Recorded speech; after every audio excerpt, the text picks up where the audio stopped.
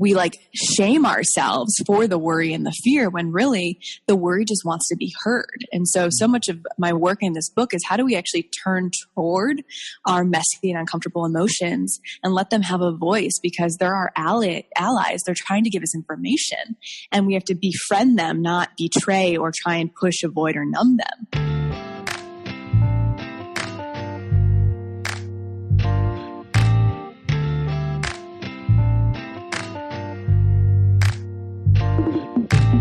My name is Alex Lewis, and you're listening to Words Matter, a podcast by Car Window Poetry. Every other Thursday, we invite you to hear from someone who's using words to make the world a better place. Today, I'm chatting with newly published author Amber Rae. She just released her new book, Choose Wonder Over Worry, and we want to give you a copy. Head over to our Instagram at Car Window Poetry to see how you can win a copy of this awesome book. I'm really excited for you to hear Amber's story, so without further ado, let's jump into it. Here's my conversation with Amber Rae. All right, I am here with my friend Amber Rae. Amber, welcome to the show. Thank you. I'm really thrilled to be here. Absolutely. So glad you're here. So, Amber, I first learned about you from Brandon Harvey's podcast, Sounds Good, which if folks are listening, go check it out. Brandon's awesome, great friend. And I loved your conversation with him and was so excited that we could set up our conversation today. And so for people out there who are just learning about you for the first time and are being introduced to you in this podcast episode, Amber, who are you? Oh, good question. You know, I ask myself that question every day, and I feel like I'm constantly shifting and evolving. But currently in this moment, I am an artist, a speaker, and an author. My book, Choose Wonder Over Worry, is out in the world. And really, I'm a human that's curious, and I like to use my life as a guinea pig. I like to use myself as a guinea pig for self-discovery. So I'm always asking the big questions: who am I? Why am I here? How can I express the fullness of my gifts? How can I be of service? And really, I've been following the thread of curiosity and wonder in pursuit of those questions, really actually living for the questions and allowing life to unfold. So for me, that's really shown up in the form of writing. I've been writing since I was 5 years old. I actually never thought that writing could be a thing. It was a thing that I had to do for myself. It was how I processed my thoughts, my feelings, my emotions, and navigated a lot of things. And it was like 10 years ago, I started a blog just to write because it was a form of processing my emotions. And then people started reading, and I was like, oh, that's weird. I didn't think anyone would read this. So I accidentally became a writer, which then turned into becoming an author. And then art and speaking, and just have been a natural byproduct and expression of that. Wow. So you mentioned that wonder and curiosity are big aspects of your life, big aspects of your story. And oftentimes those ideas, those words, wonder and curiosity, are typically linked with childhood. So are there moments from your childhood that you look back at and say, oh my gosh, it makes sense that I'm doing the types of things that I'm doing now, or that I am so interested in wonder and curiosity because of things that I experienced in childhood? 1,000,000%. For one, my mom was an entrepreneur and a creative. She was an interior designer, but also a builder. So she helped develop the South Loop of Chicago and did a bunch of residential and commercial properties downtown. And so I was raised by this, she's a badass mom, and who was just making things happen, building a business, leading a team of 40 men. And I was just always so inspired by her. And because she took a lot of risks and because she really put herself out there, and when she did that, I know it wasn't super celebrated because people were, afraid for, you have a kid, what do you mean you're going to start a business? And I know that for me, she really wanted to make sure that I felt encouraged to follow my curiosity and to pursue what felt true to me. And so as a very, very young kid, my mom was literally always, go baby, go, whatever you put your mind to, you can make it happen. And she just wanted to make sure that I knew she believed in me. And that really has been such a amazing layer. So I feel like she really planted that seed of curiosity in me. And then I'd say like the core, I always look at like, what is the role of the parents? I think that's always so interesting in who we are. And so that was my mom's role. And then my father is absent because he, it was interesting. He never really faced himself or his demons, which led to his early death. And so, I remember being 3 years old and having a conversation with him, and it was weeks before he got into a severe car accident that ultimately led, to his death. And I then became deeply curious about, why he didn't face himself. And that led to, I remember starting to study psychology when I was 9 and 10, because I wanted to understand human behavior. And also I noticed that my mom had some like grief around it. And so I became really empathetic and curious. And so it was this interesting blend of like the creative entrepreneurial, but then also like the psychology and the emotions. Yeah. Wow. And it's always interesting to me to be able to look back at those moments and see like, wow, so much of what we experience early on shapes who we become and the types of things that we become passionate about and want to pursue. And the other side of your new book that just came out, Choose Wonder Over Worry. The other side of it is that worry aspect where, it's sort of this inner critic, this struggle that you're constantly dealing with in terms of, is what I'm putting out, does it matter? Is this going to impact somebody else? For you, where did you see worry really start to come into play?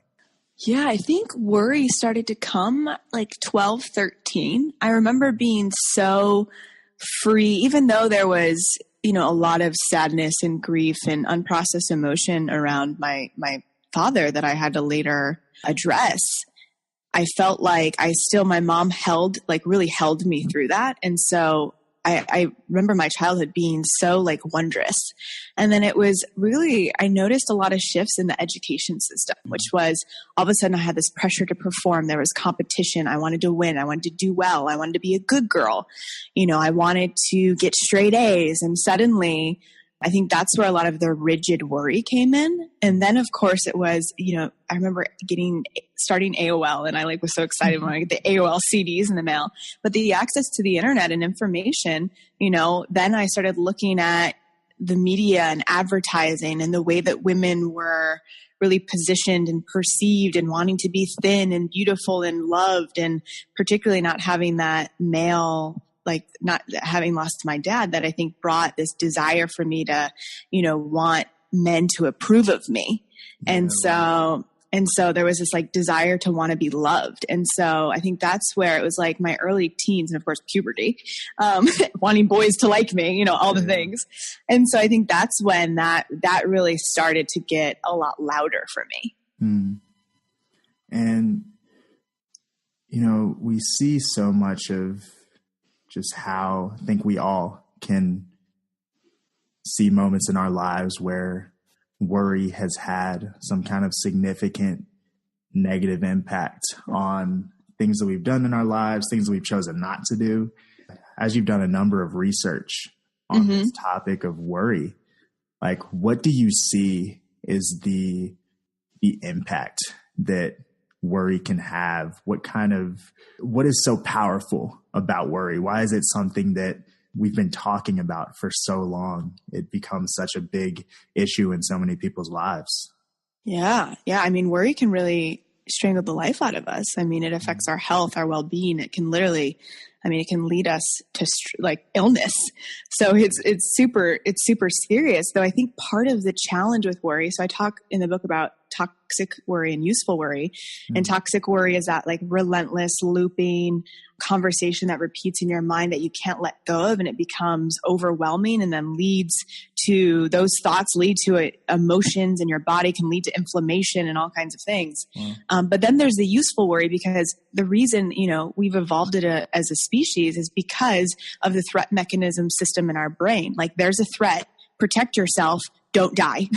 So in order to not be eaten by a saber-toothed tiger, we developed a part of our brain that has that fear, that worry, that fight or flight.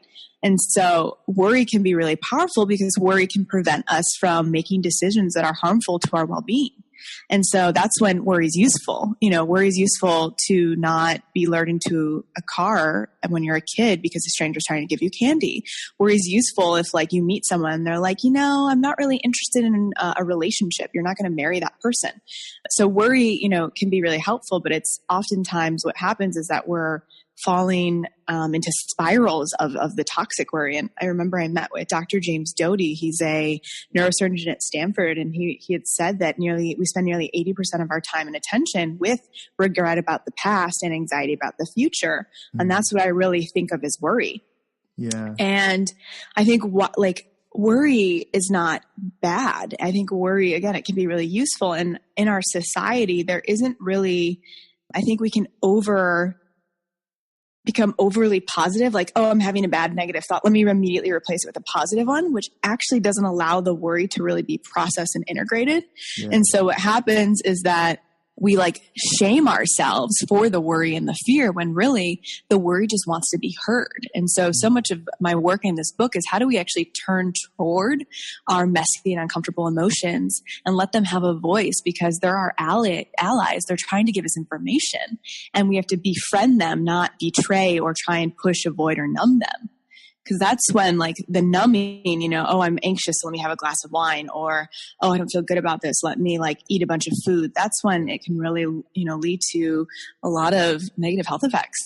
Yeah. And that's one of the more beautiful conversations I've heard around worry recently. And just that idea of not trying to find an escape from pain so quickly. I think that, as humans, nobody wants to experience pain. Nobody wants to experience discomfort, but we have to be able to process through that. We have to be able to sit in that, and rather than trying to find that quick escape. And I imagine that during the writing of Choose Wonder Over Worry, you probably experienced the spectrum.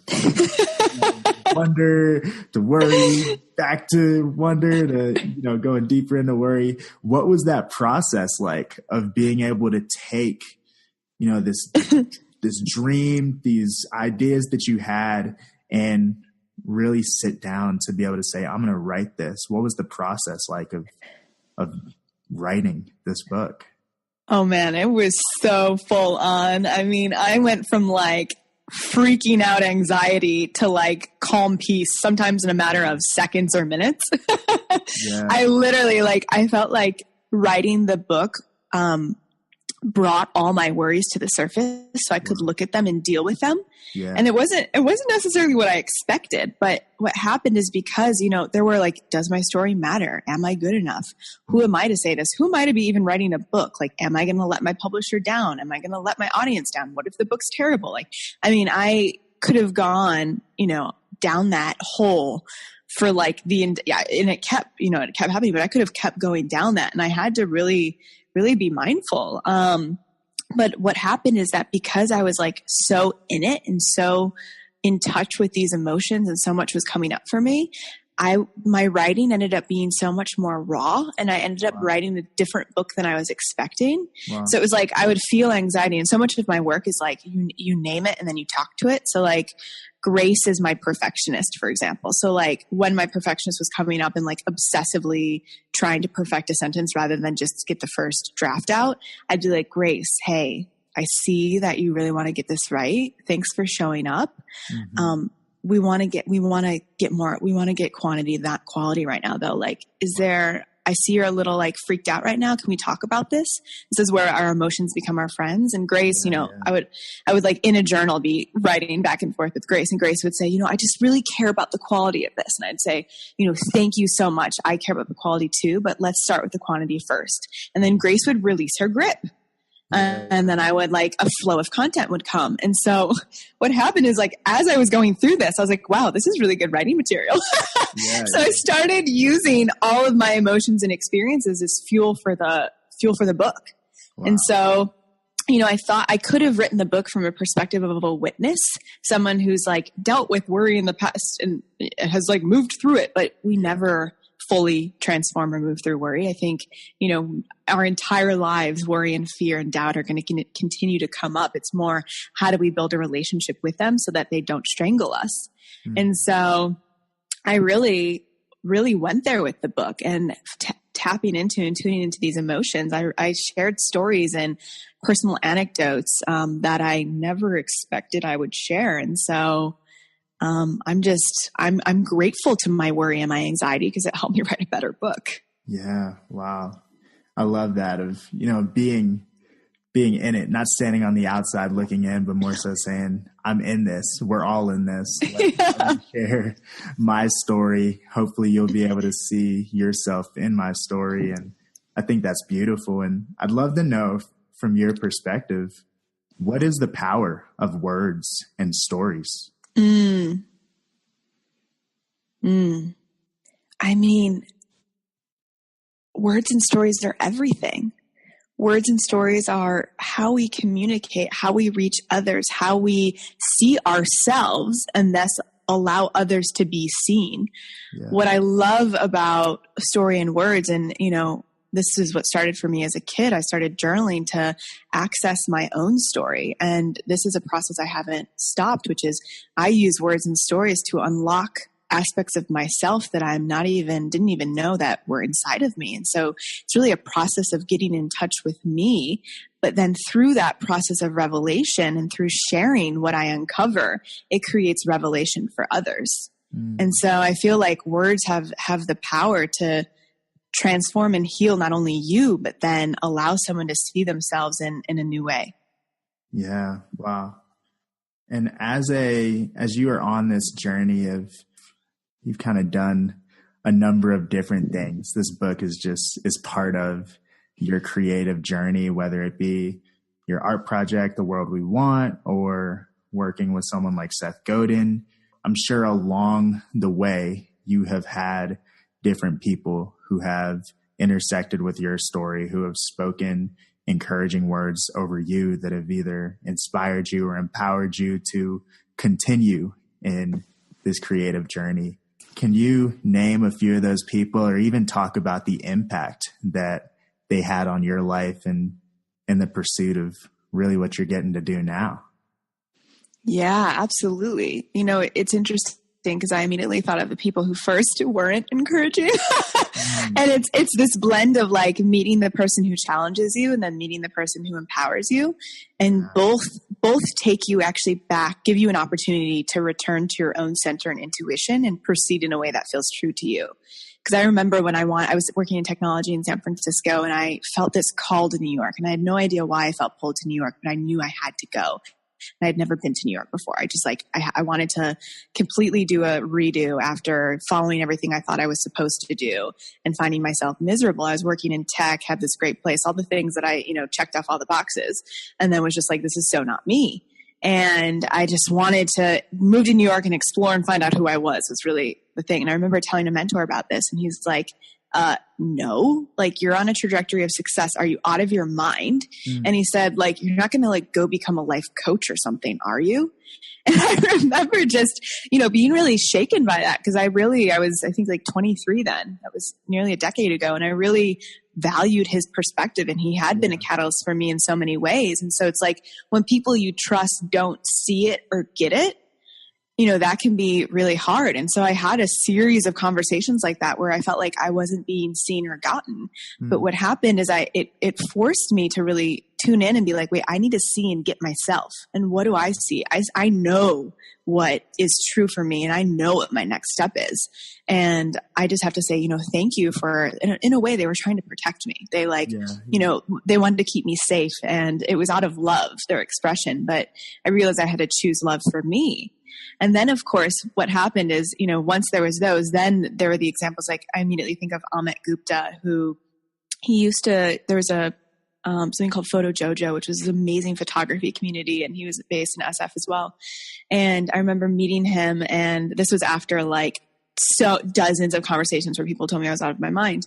And he sat down with me and like in, 10 minutes was like, go to New York tomorrow, like sell everything. Like I can take your car in the short term if you need, like he just had a solution to my every reason why I shouldn't go. And it was transformative. I then literally in 72 hours sold everything I owned, booked a one-way ticket, quit my job, and moved across the country because of that conversation with him.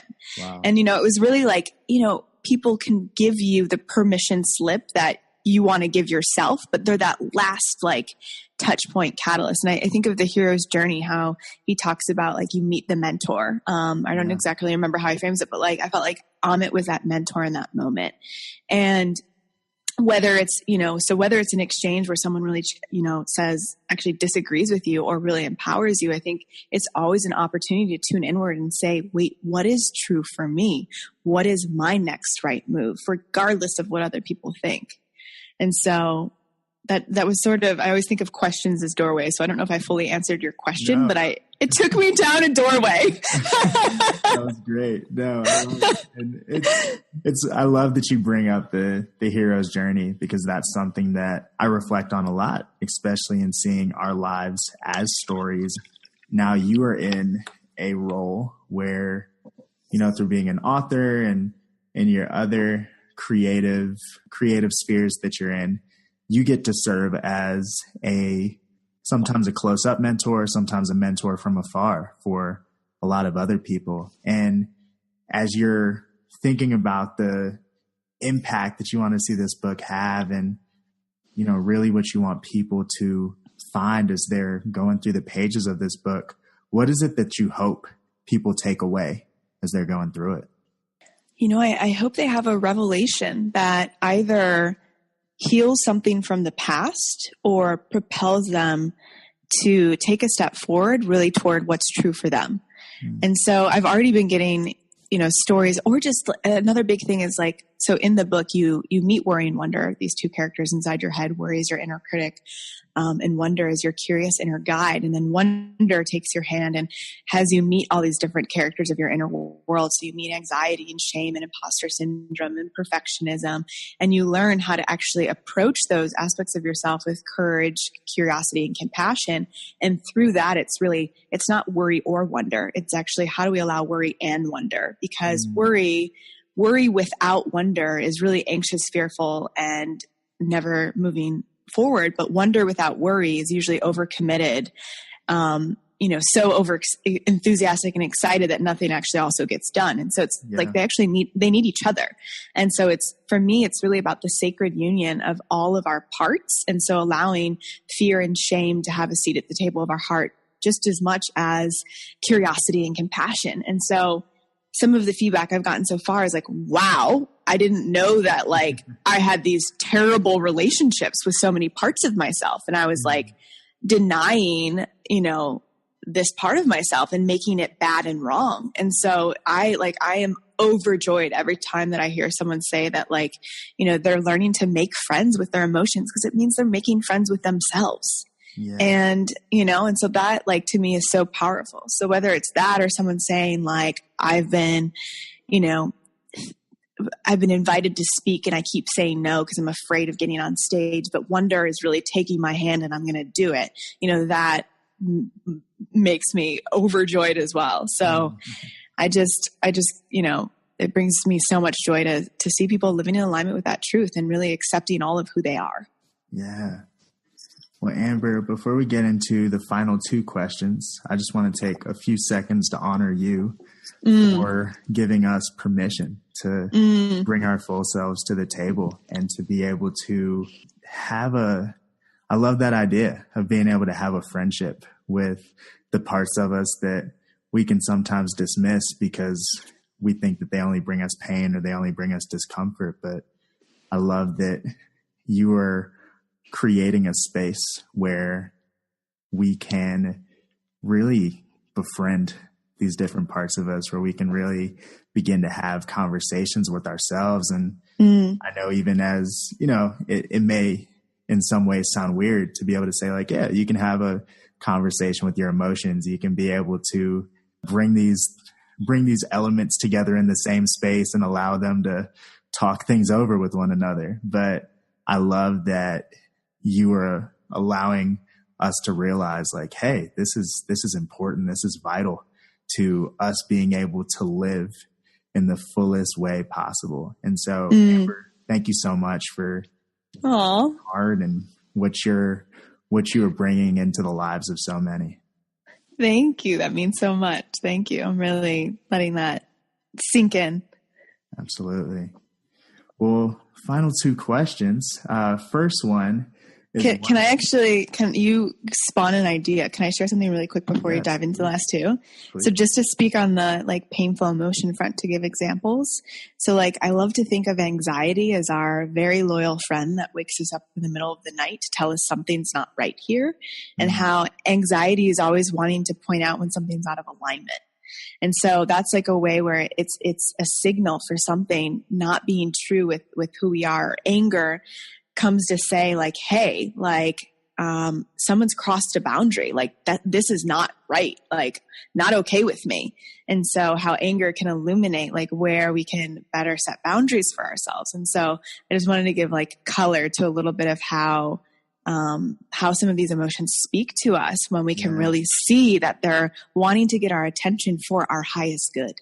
Yeah, that's huge. Cause I think it is very easy to, because we hear so many accounts from people and, so many ideas that, hey, these negative emotions that we experience have no redemptive factor to them. And so I think that it's really helpful to be able to have that packaged and structured in such a way that we're able to see like, oh, wait, I can look at this like I probably know a person who's like this, So that's super helpful.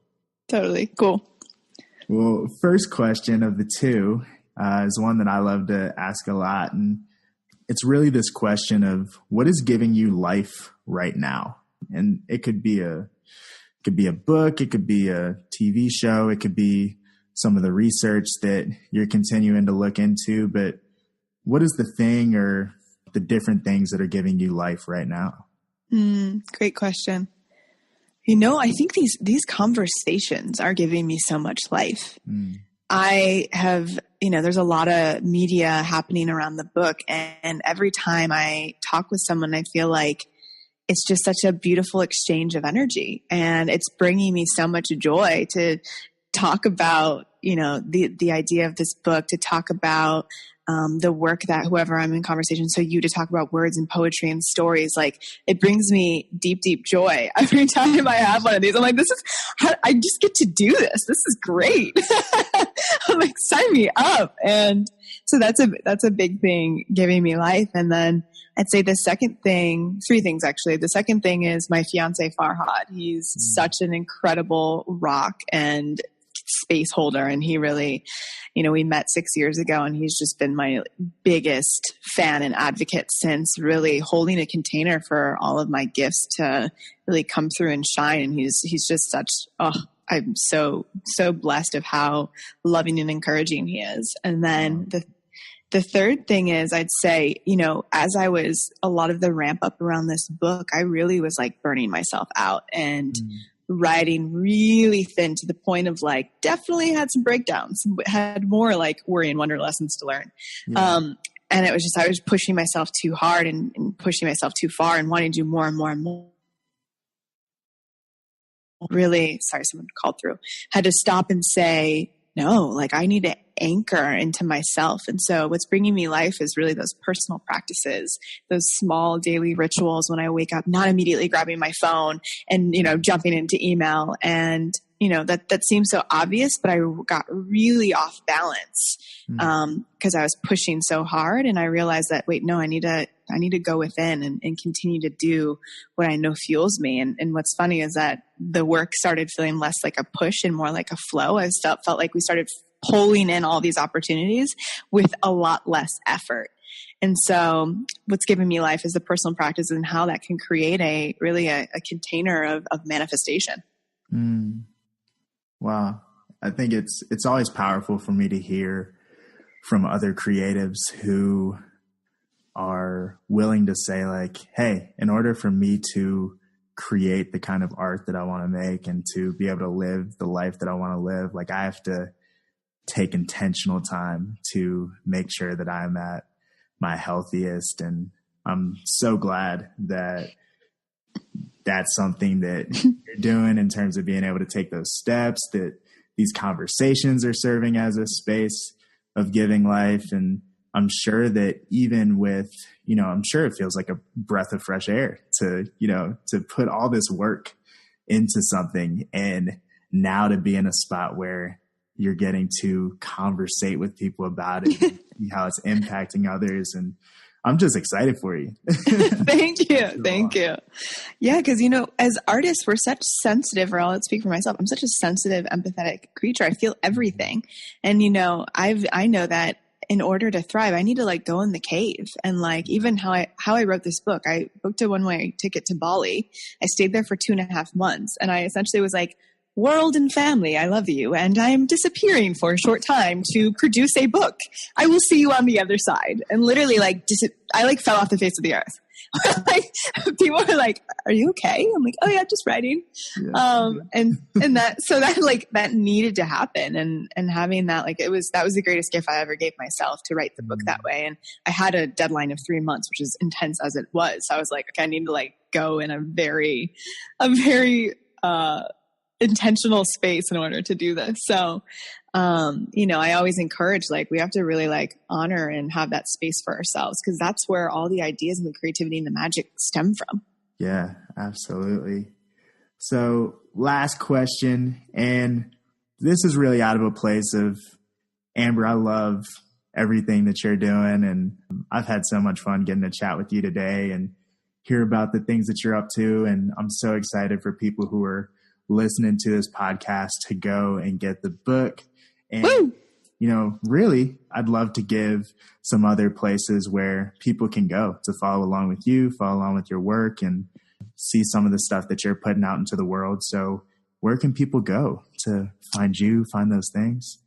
Yeah, the book is available at choosewonder.com, and then of course Amazon and Barnes and Noble and Books A Million and Powell's and all the indie bookstores. So it'll be in all the places. And then me online, my personal favorite is Instagram. I am a very visual person, so I love the stories and lots of behind the scenes I'm sharing. So you can head to Hey Amber Rae, HEY Amber Rae, on Instagram. I love hearing what resonated or what you took away or what you took action on. And so if there's a specific piece from this conversation that really landed for you, and I would love to hear it. So you can talk with me on Insta, and then also on Twitter, also Hey Amber Rae. And then those are the main ones I use. Cool. Well, I will definitely make sure that those are in the description for this episode. And Amber, thank you so much for coming on today and sharing your story. And I'm so excited for all the stories that you're going to get to hear, and we're going to get to hear from this episode, of people who are feeling empowered to choose wonder over worry. Oh, thank you. And thank you for hosting this and for the work you're doing. You create such a beautiful, safe container, and you're such a great conversationalist and host. So I'm just really honored to be here with you, and so blessed that you're putting this kind of work out in the world. It's so important and needed. Thanks, Amber. I appreciate it, and looking forward to talking soon. Sounds good. Today's episode is produced by me, Alex Lewis, and our awesome music was provided by Julius Tunstall. Check him out on Instagram at jtulius. Just as a reminder, we're giving away 4 copies of Amber Rae's new book, Choose Wonder Over Worry. It's an official invitation to face your fears, wake up to your truth, and get to the source of what's holding you back. If you enjoyed today's conversation and want to learn more about how you can move beyond fear and doubt to unlock your full potential, head over to our Instagram at Carwindow Poetry and see how you can have a chance to win. Until next time, you matter, you are enough. Remember these words when times get tough. Thanks for listening.